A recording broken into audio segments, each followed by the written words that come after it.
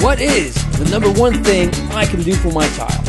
Ellen Notbohm, author of 10 Things Your Student with Autism Wishes You Knew, is here to tell us. GFCF Pizza with Chef Tom Dickinsin. It's for dinner and lunch. iPad cases. Which one is right for your child? Find out in this segment. School and Community Toolkit? We'll tell you where to get yours. This and much more on this episode of Autism Today. I do have a viewer question. It comes from teachers who are new to children on the spectrum. And of course, their number one fear is, oh my gosh, what am I going to do if I see a negative behavior or behavior that disrupts the other class? They just really don't know how to manage that. So maybe a little advice? Well, and of course, all children have behaviors. And the number one thing to remember, well, there's actually many number one things to remember, but really the number one thing to remember is that all behavior is a form of communication. And it may be the only form of communication a child with autism has. I mean, many of them have impaired communication abilities, and if their language skills don't match your expectations, they are going to find some other way to communicate their needs and their wants.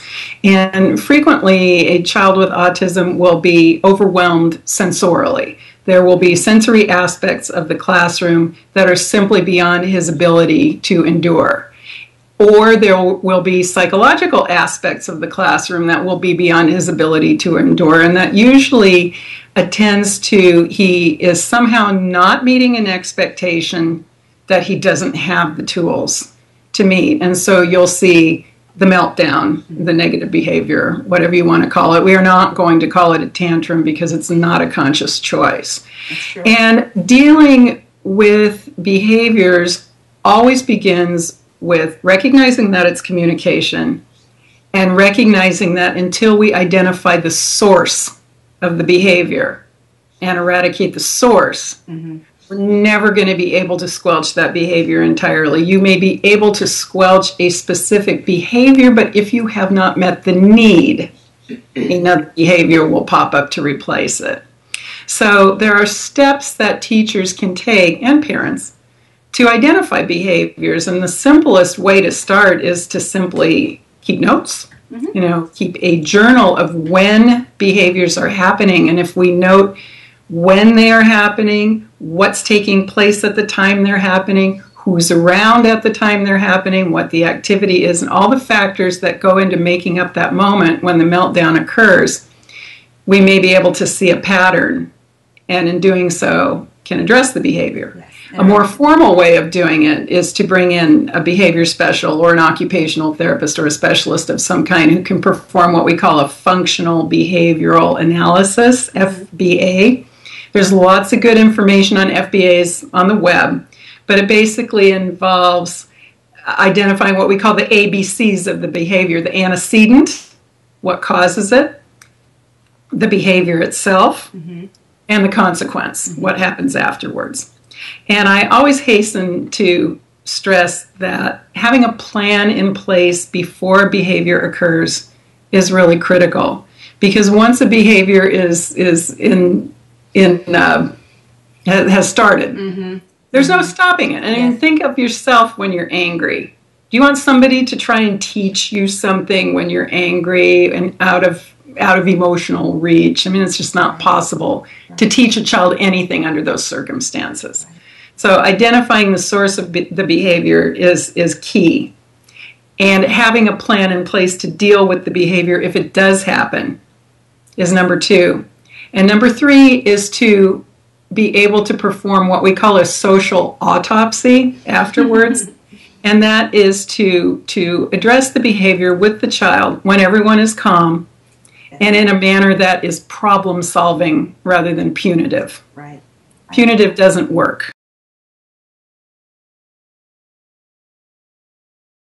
Here's a biggie. Manipulating the teacher by having a tantrum.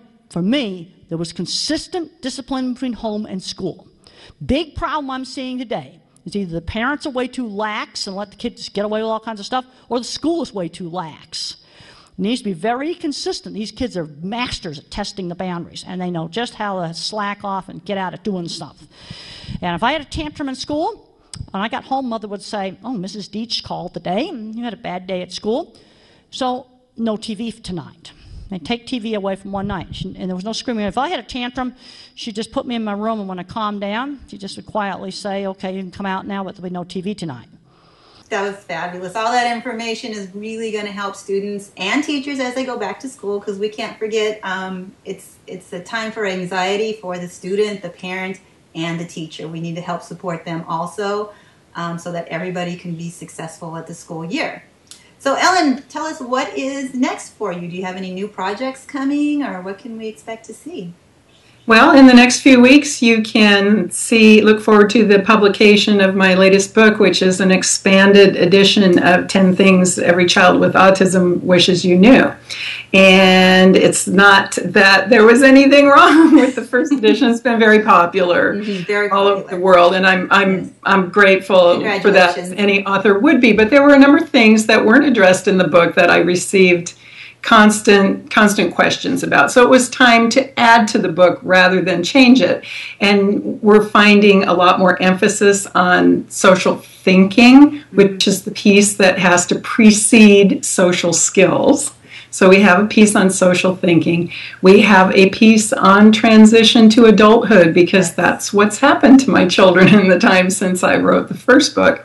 And we also have a piece I'm really excited about and was asked for frequently by parent support groups and from institutions of higher learning, colleges and graduate programs, and that's a study guide.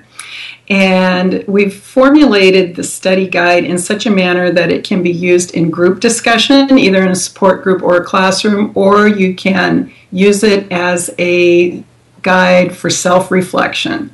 A lot of times, the questions that we have to ask ourselves about our perspective on our child and how to go about raising a child with autism are sometimes not things we want to discuss with other people, and this guide lends itself to both. Oh, that's good. Fabulous. I can't wait.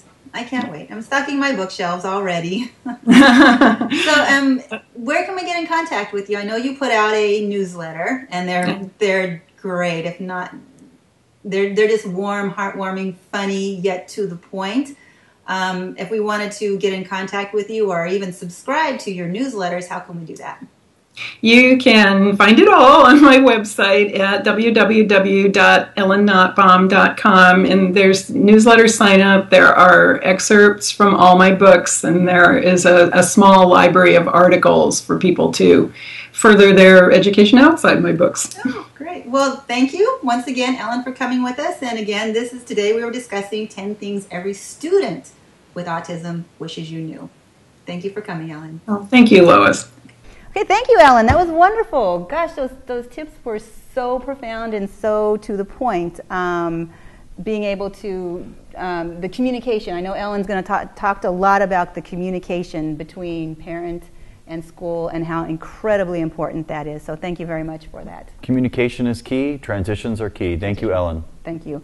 Now, I know Thomas and I hit a little bit about iPads and all the students. It's the newest craze. Taking your iPad to class and learning with it, students on the spectrum, it's incredible for them. They're meeting their goals, they're able to communicate, they're learning language, lots and lots of skills, some shared attention, fine motor, gross motor. These are wonderful, wonderful tools for students with autism.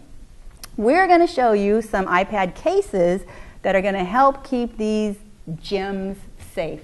So luckily, Thomas and I have brought a couple cases to demonstrate, and I have made a chart to kind of help you as a parent or as an educator or as someone who's even considering giving their child an iPad. Some of these cases are really going to help protect it. So Thomas and I have brought a couple cases in to demonstrate to show you some of the cases that will help keep your child's iPad safe in the backpack at school. And each of these cases that we're going to show you has a different feature that you might want to consider as you're looking at cases. Our first one is one of my favorites. It's called Grip Case. As you can see, it has some very strong grips. So as I'm working with a student, I do not have to let go.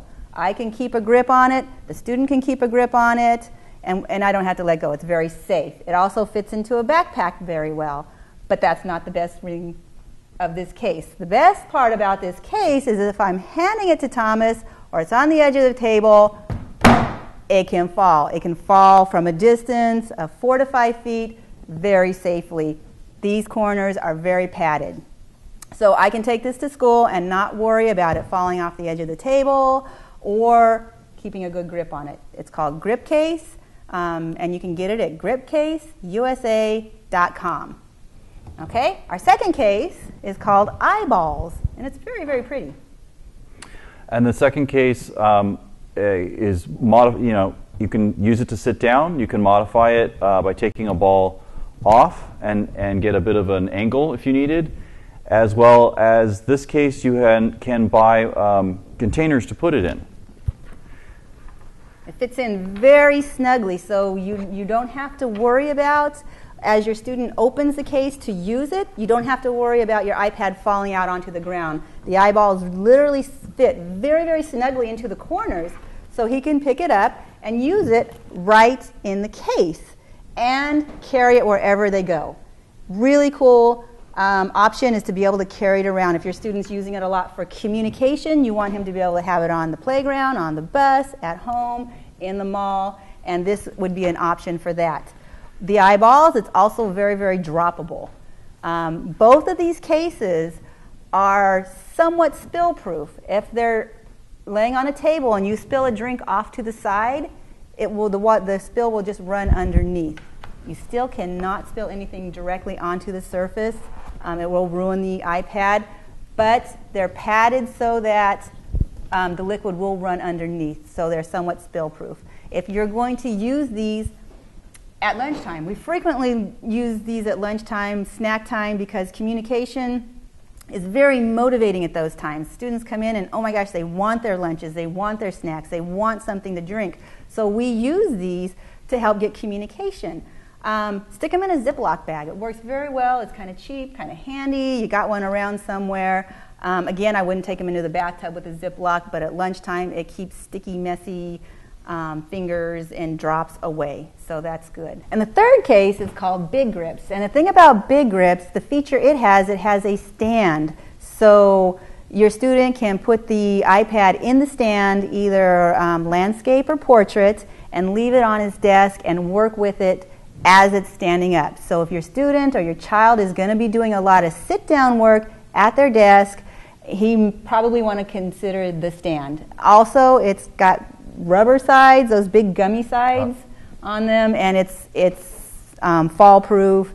And with those big gummy sides, it lifts it off the table a little bit to make it spill-proof. So that's the third one that we recommend. However, I do have a checklist on my website, autismtodaytv.com, where you can go and get this checklist, and it helps you wade through all the other thousands of choices that are out there. There's some great choices. Just know the features that you're looking for.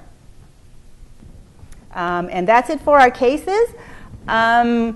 We also do recommend styluses. Some of our students who have a hard time touching the screen because they can't isolate a finger, hand them a stylus and they can do it. Trust me, a lot of my kiddos who want to touch the screen but can't get that finger out there can use one of these styluses. The Cosmonaut and the Yuzu Pin. And these are both very, very kid-friendly. They're chunky, they're big, they can hold on to them, and they're really smooth on the iPad. They feel really good. Some of the things to keep in mind with these two, as with any stylus, this one has a metal and can accidentally be used to crack the screen. This one has a rubber grip all the way around it, and it's not as big as an issue. This one has the square edge, so it's not going to roll off, which can be upsetting or disturbing. This one is rollable, so that's a difference there. This one has a larger size, so it has a better grip. This one has a slightly smaller size, so it has a slightly finer grip. So those are our iPad cases those are the two that we recommend, the three that we recommend, and there is the chart on the website, autismtodaytv.com, so you can go and take a look at be able to weed out the cases from all the thousands of choices out there. Now our favorite part, Tom, coming up is Chef Tom, who today is making a lunchbox special for back to school. And he is cooking it in a cast iron pan, which he found out is better for students on the autism spectrum. He's going to tell us why the cast iron is better, and he's going to fix pizza in it. So pizza is a great meal for evening, and then you make extra, you save it, put it in that lunchbox, send it to school. Kids are very, very happy. So here is our very own gluten-free, casein-free chef, Chef Tom. Hello, welcome to Autism Today TV. Today we are coming from the Living Word Fellowship, where we're going to be cooking with Chef Tom Dickinsin. How you doing, America? Pretty good, thanks. How are you doing? Good, fantastic. Can you tell us a little bit about what we're going to be making today? We are actually going to be making, and this is one of the things that I'm very passionate about as a chef. I believe that any child on the autism spectrum should not be deprived of the opportunity to have a slice of pizza. Exactly. I mean, everybody loves pizza. I believe that, and I'm actually going to be using a really great technique I'm going to share with everybody that I learned from my boss, who actually went and worked over in Italy, and he learned about making pizza there. We are going to be making today a gluten-free, casein-free sausage and basil pizza. It's going to be absolutely marvelous. We're going to use some dairy-free cheese product that we all know so well, and we're going to be using this. And this is actually your ultimate weapon for making a great pizza. This is actually a 14-inch cast iron pan. Why are we using cast iron? Oh, I have, as everybody knows who watches the show, I have a radio show I do on the weekends called Cooking with Class, and we did a show about the people using aluminum pans, especially in the restaurant industry. And everybody knows aluminum, when it's heated up very high temperatures, can actually leach out into your food, and it's not very good for kids on the spectrum. In fact, I researched it, found out it is actually toxic. So what we're going to do is, and what we want to do here when we're cooking, we want to set the right example. We want to make sure that we're doing things the right way, and we're going to actually be, that's why we're going to be using this wonderful cast iron pan. This pan's about $30 or $40. All you need is this and your regular oven, and you can have a restaurant quality pizza that is gluten and casein free. So the first thing we're going to do is we're actually going to use a little bit of grapeseed oil, and we're actually going to pour a little grapeseed oil onto the pan because we want to get it nice and hot. What we're going to do in the technique I learned, we're actually going to be placing this into a 450-degree oven so we can get nice and hot. With the oil on it? With the oil on it. We want it to get nice and hot because every good pizza always has that golden brown crust on the bottom. The soft on the top, the crispy on the bottom, and that's exactly how we want to do. So I'm going to place this in the oven, and when I get back over here, we'll start making some dough. Now that we have the cast iron in the oven, what are we going to do next? Well, first thing we're going to do is what I did earlier is this is the basic ingredients for the sauce for the pizza. A lot of people use canned sauce. Again, you're dealing with aluminum cans. What I did is I have used fresh tomatoes, sun-dried tomatoes, garlic, a little bit of onion, a little bit of salt and pepper. And what I've done is, just using a food processor or a blender at home, what you do is you get this really beautiful sauce right here. And it's actually made completely from fresh ingredients. And I just add a little bit of agave nectar. A lot of people don't, kids especially, they don't like the acidity in tomatoes. So if you add just a little pinch of agave nectar, it takes the acidity off. It doesn't make it too sweet. It actually rounds out the flavor of the tomatoes. It makes it a lot more flavorful. And when cooking for kids on the spectrum, everything has to be really balanced, and it's definitely a good thing. So while this is going to be on this side, we're going to make our pizza dough. So the first thing we're going to do is we're going to get our gluten-free all-purpose flour. This flour is actually a pre-mixed blend of flour that you can use. We're going to use probably about 2 cups of this flour here. And if you can't find a gluten-free all-purpose flour blend, you can always just get regular gluten-free all-purpose baking flour. You can use quinoa flour, brown rice, do a mixture of it. Add some potato starch and some tapioca flour to it as well. We did that when we made the pasta on a previous episode. And what you do is you just add a teaspoon of xanthan gum per cup of your flour product, and it'll balance it out really well. So what you said 2 cups, right? 2 cups of flour, yes, that's right. And what we're going to do here is we're going to add, this is a really great product. This is actually guar gum, and it's used a lot in gluten-free, casein-free baking. And I'm just going to add probably about like a 1/4 teaspoon. This actually has 10 times the thickening power of regular cornstarch. So I really don't want to go overindulging on that. yeah, this little bit is about 89 cents, and this will last you, for this little amount of guar gum will last you about 6 months. So you're looking at about 10 cents a month using guar gum, and it's actually very well. And I always like to do this because I want my pizza dough to be kind of stable, so I always add an extra teaspoon of xanthan gum just to be on the safe side. And this container of xanthan gum right here, it's a little pricey, but this will last you a year. $13 over a 12-month period. That's going to be about $1 a month that you're using xanthan gum, and it's going to be absolutely perfect. So we're going to use that, and then for the lastly, I am going to put in here a tablespoon of baking powder. And this particular brand of baking powder, a lot of baking powders have aluminum in them. This particular brand of baking flour powder is aluminum free, and that's definitely what you want to use. So we want to add that in there. So America's going to get a cup of water. We're just going to take a whisk right here out of my trusty bucket, and we're just going to bring this all together like that. And we're just going to kind of sift through all the flours and get all the dry ingredients together. Add it to the little bowl. We're just going to take a rubber spatula here, and we're going to fold it around. You could do this in a mixer. You can do this in a food processor. You know, when it comes to a kind of a ball form, it's pretty much done. So what we're going to do is we're just going to bring this around. And as you can see, America, it's starting to come together. Yeah, and this is probably the fun part for the children because they can put, you know, if they wash their hands, they'll be able to put their hands in there and you can talk about textures and how it feels, how it's squishy or dry, or you can actually do comparisons like it feels like sand. So this is where all the speech and the other fun, you know, educational parts. It does, absolutely. It kind of does feel like sand. What is the consistency that you're actually looking for? I'm looking for like just a nice pizza dough consistency is what I'm looking for. And so that would be kind of dry, or kind of dry, a little bit moist, but not so moist it's actually all sticking to your fingers. You want it to actually work together. You want to incorporate it very well, and you want it to definitely come together, kind of like what it is right now. Right now, that's a pretty good consistency right there. It's not too dry, it's not too wet, it's coming together really nicely. This is something you can get your kids involved with. Making dough, it's always a fun thing because, like you said before, kids who get involved and know that they helped making their food, like I said before, cooking for yourself builds confidence, increases independence, and improves quality of life. And what's better in life than pizza? Come on. All the doughs that I use in all my recipes are gluten, casein, soy, and yeast-free. So what we're going to do is we're going to take this dough, we're going to trim it off a little bit because we definitely don't want to use it all. And it is time to start rolling it out. All right, now we're going to start rolling our dough for our pizza. What we just want to do is when you roll it, you want to keep inside the lines. And we're going to turn it like that, and we're just going to keep it like that. And it doesn't have to be a perfectly round pizza. It's up to you. So what we're going to do is the pizza's rolled out. And I like square pieces of pizza anyway.